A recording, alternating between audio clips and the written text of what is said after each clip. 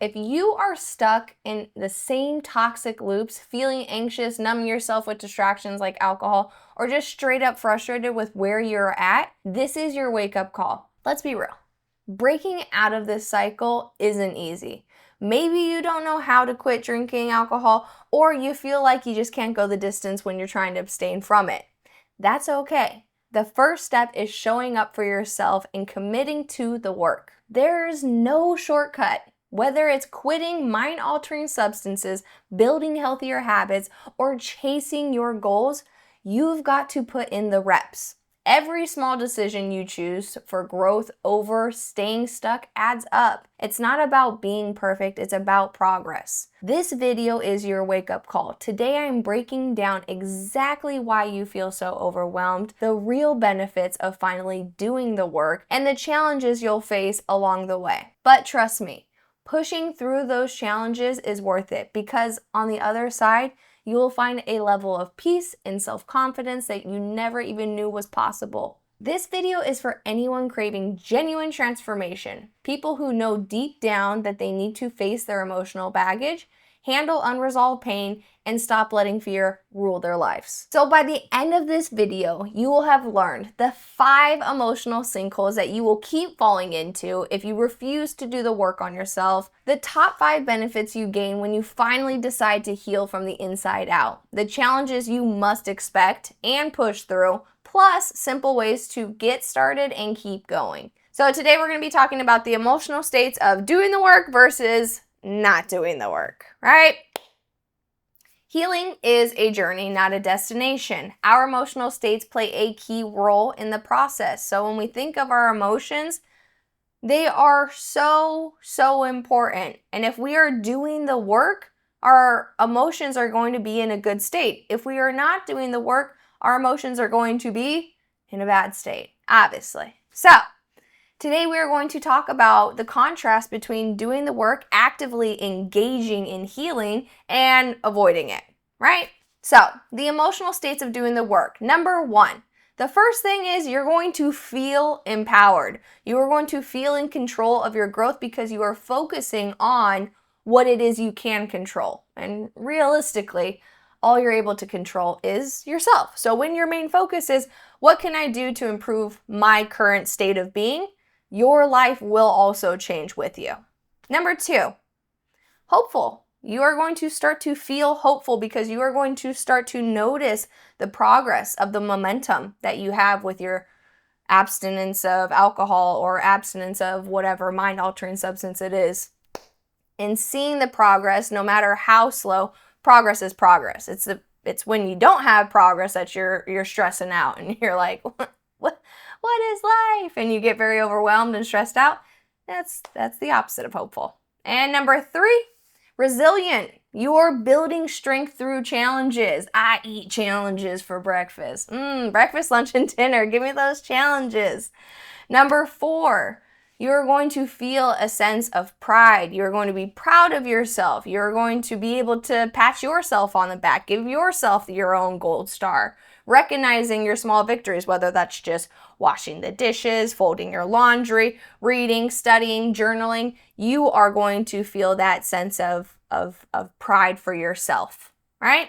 And number 5, grateful. You're going to be appreciating the journey and the support systems. So for example, the women in the community are very reliant on each other for support. So when one falls, we pick each other back up. When we're all celebrating, we celebrate together, but it is a team effort. So when you are a part of a community or a group of women who are like-minded, it really helps you to feel like I'm in the right place. I'm doing what it is I should be doing. So the support, and then also appreciating the journey, because this is a journey. There is no destination. This is for life. This is a lifelong commitment. So now let's talk about the other side of it, the emotional states of not doing the work, right? And what that looks like. So the emotional states of not doing the work, number 1, you're going to feel stuck. You are going to feel trapped in the same patterns. You are watching yourself do the same thing you've been doing for the past 5, 10, 15, 20 years, and it's going to feel extremely overwhelming. because you know that you could be doing better, but you just stopped. You stopped doing the work. Number 2, anxious. You are worrying about unresolved issues. Remember how I had said before, you're focused on only yourself when you are doing the work? That's because you recognize that you can control yourself. But when you start to not do the work, you're feeling more anxious. You're worrying about things that are out of your control. You're worrying about politics or healthcare systems or inflation or what's going on in your city. And though those things are important, they are out of your control. So to remind yourself, this is why we stay focused on ourselves and stay locked in, not focusing on things that are out of your control. Therefore, you wouldn't be anxious, right? Number 3, numbing. This is that was me. I would numb, binge eat, binge watch TV, anything to distract myself from myself. I was game. I was ready for it, and especially the binge eating. With my addiction to alcohol, I then realized I also have an addiction to food, like most of America does. But we'll get to that. So, number 4, frustrated, experiencing stagnations or setbacks. I am the victim. Only life is happening, to me, and it's fair for everybody else. It's just me. There's a puppeteer, and they're only pulling my strings and making my life particularly harder than everybody else's. Or are you just feeling frustrated because you are not doing the things that you know you should be doing? I think it was Jeff Bezos who said, stress comes from oneself not doing the work that they know they could be doing, right? So you're in control of some things in your life, and when you just don't do those because you don't feel like it, cue in stagnation and setbacks. And number 5, regretful, right? You start wishing that you had started sooner. You started saying, oh, well, if I had started this 3 years ago or 5 years ago, I would be somewhere entirely different now. But here's the thing, you didn't. So what are you going to do about that? Stay stuck and let rumination take over your brain, or are you going to see your way out? And that's what we're going to talk about, is the benefits of doing the work. So let's circle it back to feeling good, feeling powerful, doing the work. Number 1, you are going to have emotional clarity and peace. Who does not want emotional clarity and peace? But be careful. You might start to label this as boredom. Once I quit drinking alcohol, I recognized that I was so bored. Bored all the time, saying I'm bored. But really, it's not that I was bored. It was that I actually was not having chaos for breakfast. I was just woke up and was at peace. So emotional clarity and peace, good things. Benefits of doing the work, number 2, is it strengthens self-awareness and confidence. So you are more aware. Remember I was saying that I have also had a food addiction? Once I became aware that alcohol was a problem, I started to recognize that food was a problem. My phone was a problem. Shopping was a problem. I had many other problems, and now that I'm aware of this, it also gave me confidence within myself that I could control myself. I'm not a slave to my mind. I'm able to thoroughly pick what is good for me and what is not, just from having self-awareness. Number 3, healthier relationships with yourself and others. We always talk about relationships with everyone else. The relationship that's most important starts with yourself. Your relationship, they really reflect how you feel about yourself, right? We are a projection of self. So happiness does not start with you. I really love this photo. Happiness starts with you.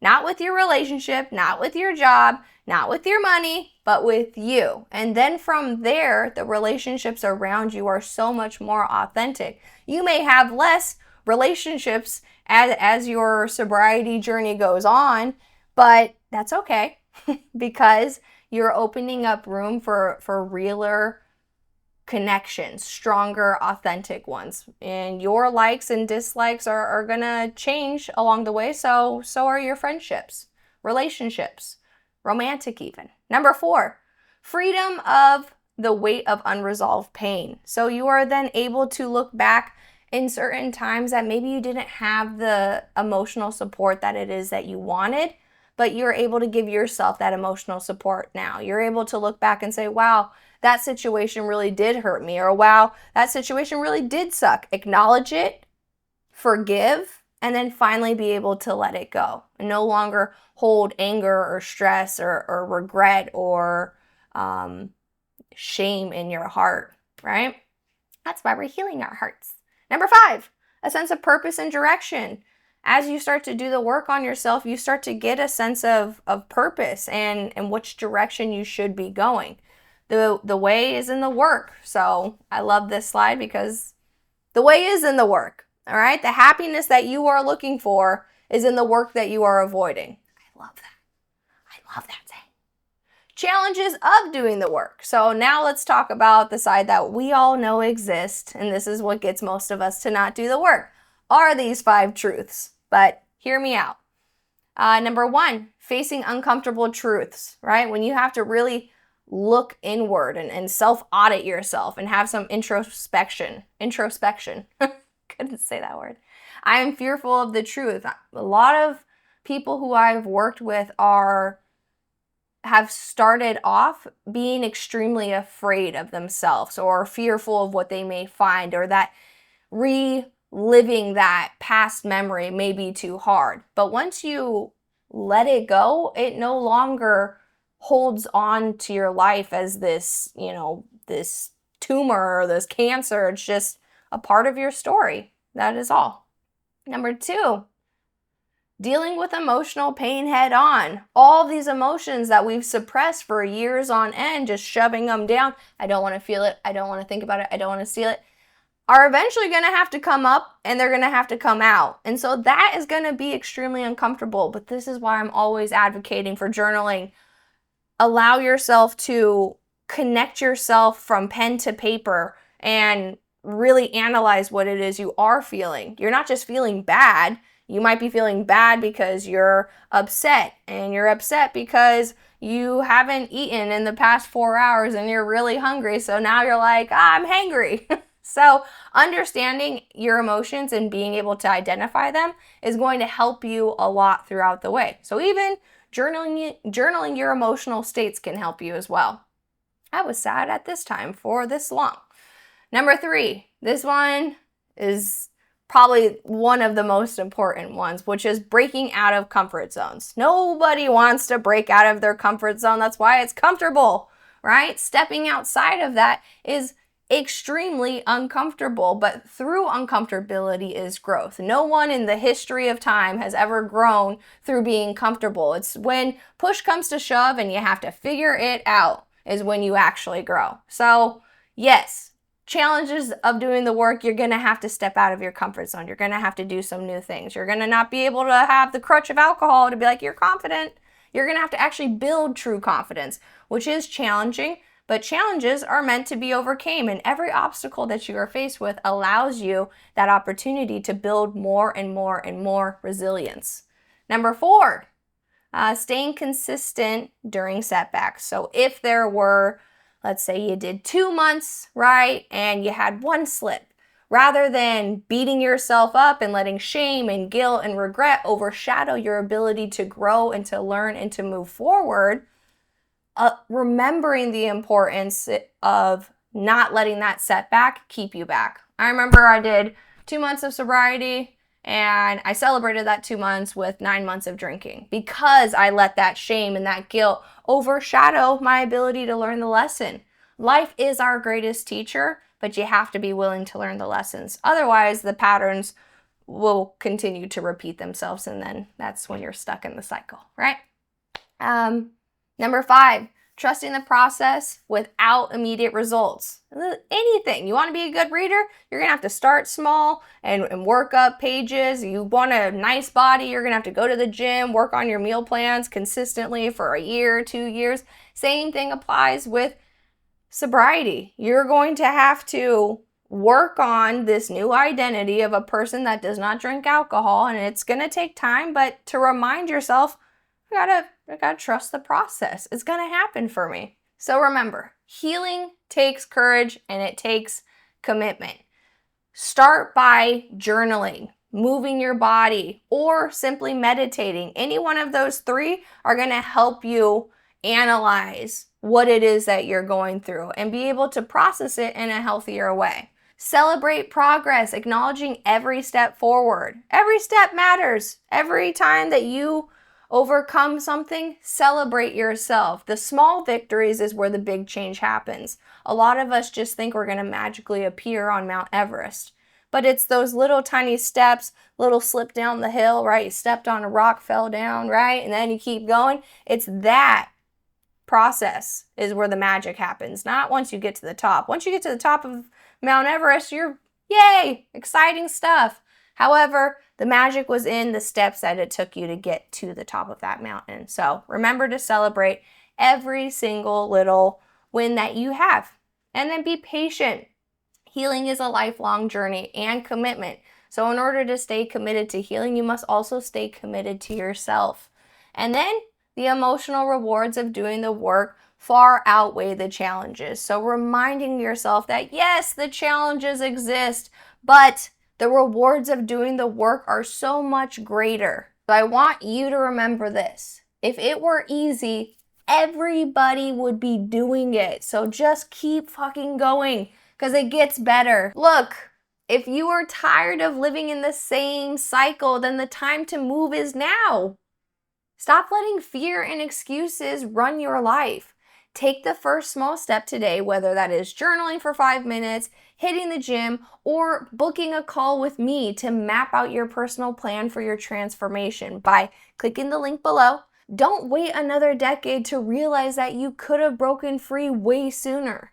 You deserve clarity, peace, and a life that doesn't revolve around regret. So do the work, stay consistent, and let's crush this together. So if you're ready for deeper guidance, hit the link in the description to learn more about my coaching or schedule a one-on-one call. Now, go out there, make it happen.